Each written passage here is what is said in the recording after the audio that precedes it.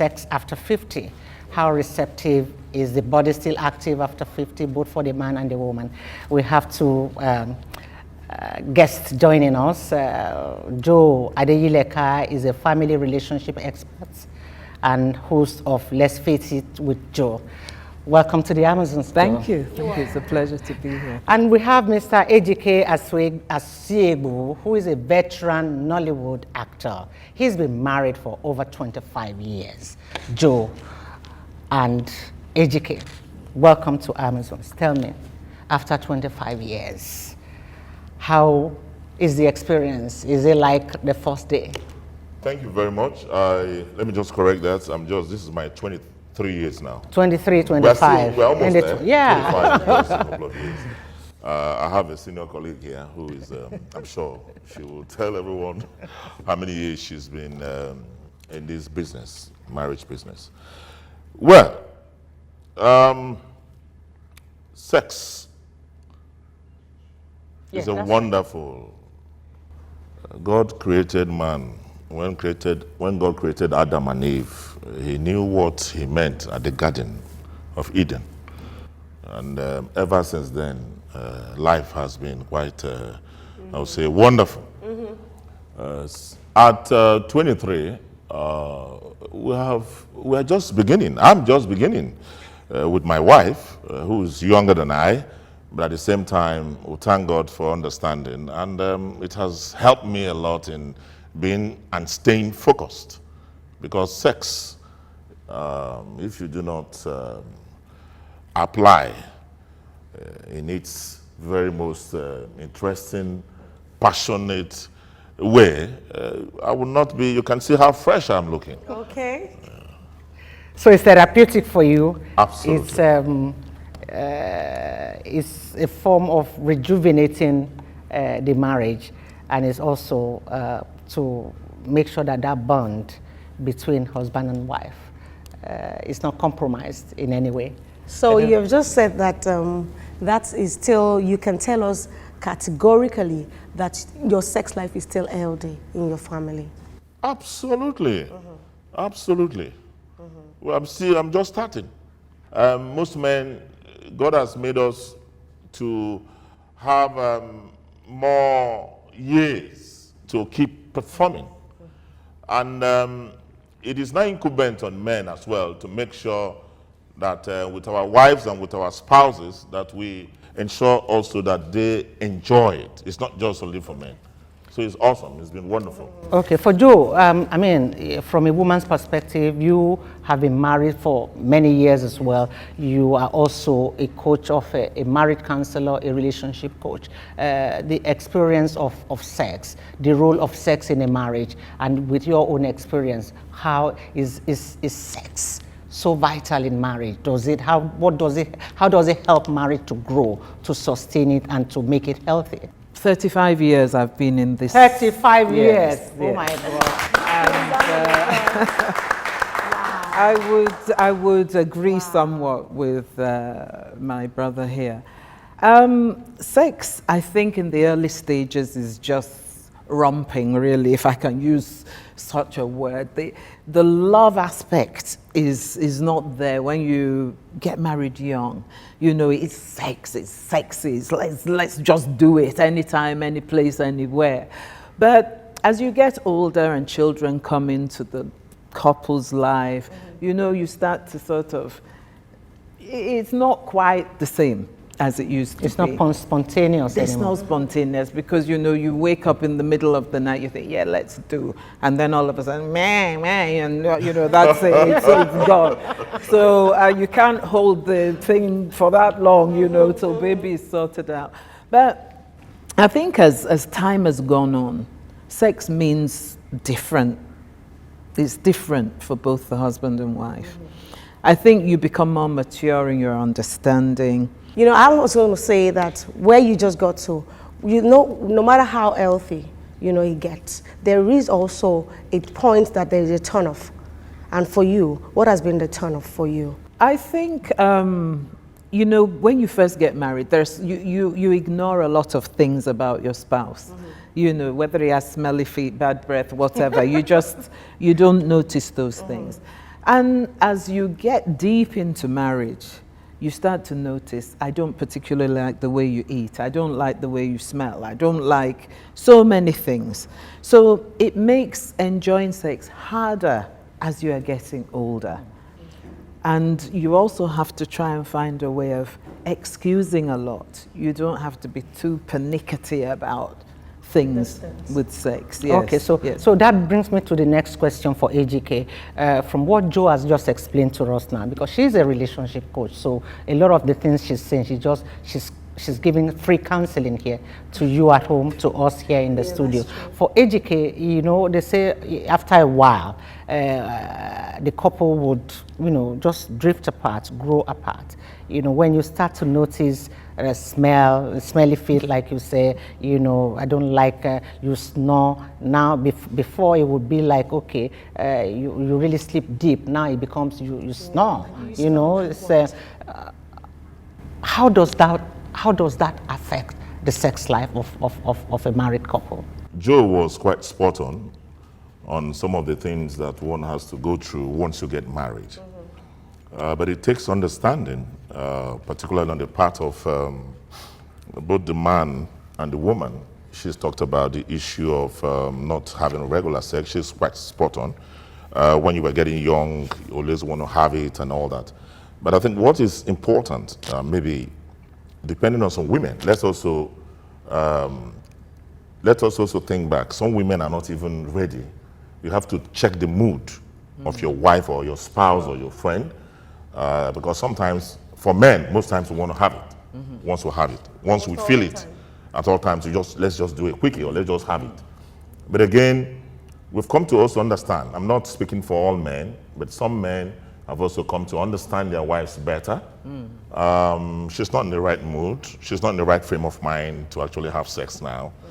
And so maybe let me give her some time, because there are so many issues, occasion from taking care of the home, getting the children, and also we are lucky. A lot of us are lucky that God has created women to be multitasked. They do a lot of things, and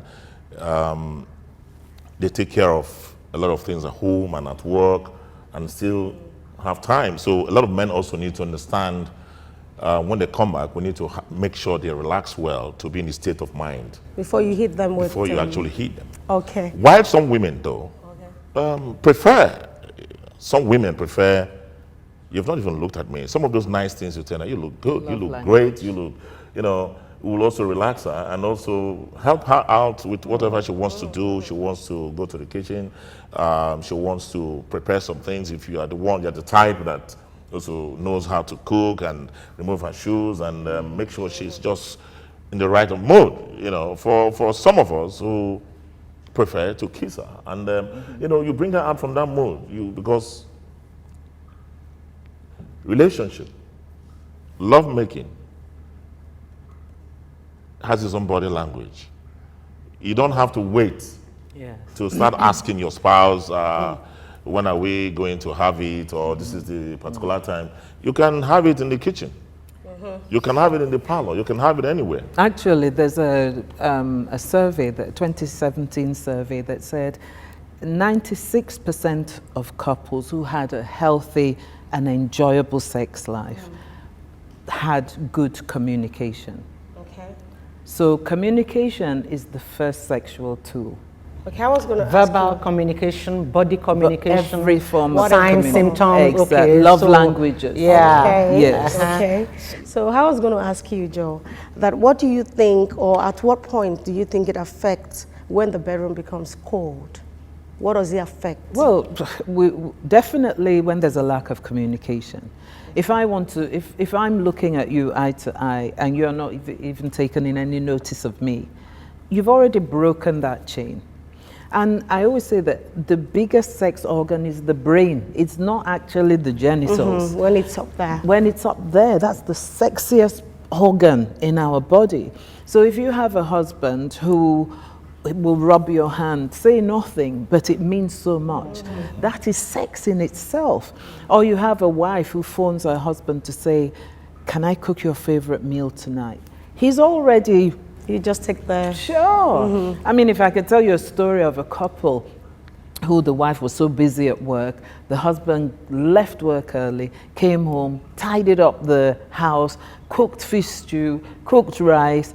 When the wife came home, they didn't eat for 2 hours because,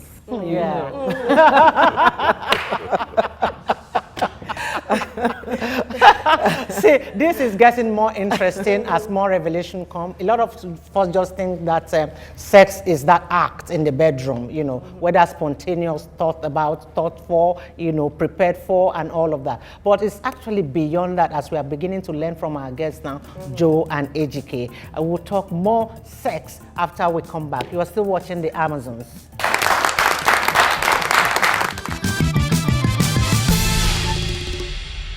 I mean, if I could tell you a story of a couple who the wife was so busy at work, the husband left work early, came home, tidied up the house, cooked fish stew, cooked rice. When the wife came home, they didn't eat for 2 hours because,